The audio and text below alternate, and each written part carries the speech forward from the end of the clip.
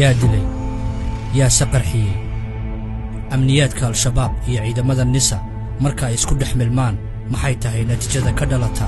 ugu yaraan 19 qof ayaa ku geeriyooday ilaa 60 kalena waa ay ku dhaawacmeen qaraxyo xalay ka dhacay magaalada muqdisho qaraxu waxa uu ka dhacay oo lagu bartilmaameedsaday qarax xooggan oo khasaare naf iyo maal baa geystay galkii dambe in uu ka dhacay qarax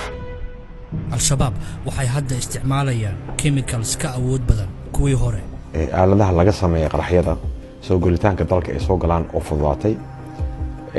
taasoo ay ka mid yihiin maaragtay waxyaabahan loo yaqaan fertilizerska oo lagu bacrimiyo beeraha waa la control jiray intii annaga aan joognay hay'adda nabad sugidana waxaan sameynay inaan ka mamnuucnay budada laga sameeyo qaraxyada ee loo yaqaano TNT waxay si toos ah uga soo degtaa dekedda magaalada muqdisho shakigaas aad u jira ma ahana taas kaliya maaha wixii ay isticmaali jireen maaragtay budo ka awood badan iyo ka tira badan ay heleen sababtoo ah waxaanan jirin controlkii control lahaa oo ku qaban lahaa marka la keeno dekedda la keeno ilaa bahashan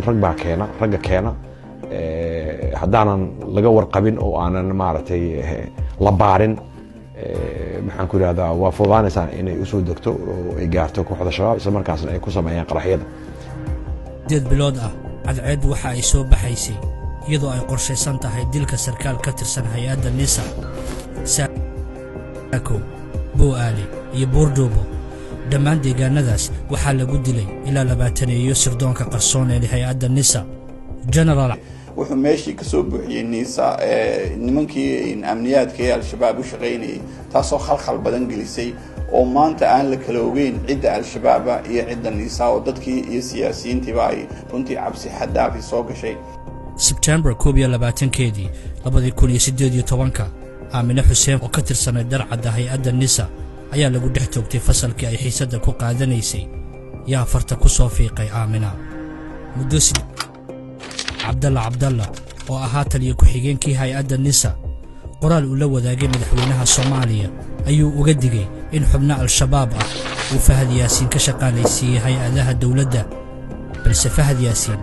ayaa kaga jawaabay eedeyntaas weerarkii lagu qaaday xafiiska ku-xigeenka hay'adda nabad sugidda Soomaaliyeed nisa General Cabdalla waxa la rumaysan yahay in ujeedada ficilka loo sameeyay ahayd in la burburiyo ama la baabiyo cadaymo la filayay inay jireen kuwaas oo ku aadanaa in Fahad Yaasiin uu la leeyahay xiriir hoosaad kooxda argagixisada ee al-shabaab maamaha Soomaaliyeed jirta oo la yiraahdo wixii la qaray qurun baa ku jira marka hadda aragto nin isqarinayo nin ay wax u duugan yihiin waa horta taliye-xigeenkii koowaad ee hay'adda nabad sugidda qaranka General Cabdalla wuxuu shaqadiisa ku waayay dacwad uu ka gudbiyay Fahad Yaasiin uu u gudbiyay maxkamadda ciidamada qalabka sida isagoo sheegay inuu hayo cadaymo ku filan in uu ninkan xiriir leeyahay kooxda al-shabaab 27keedii 2018 waxaa muqdisho yimid taliyihii sirdoonka dalka Suudaan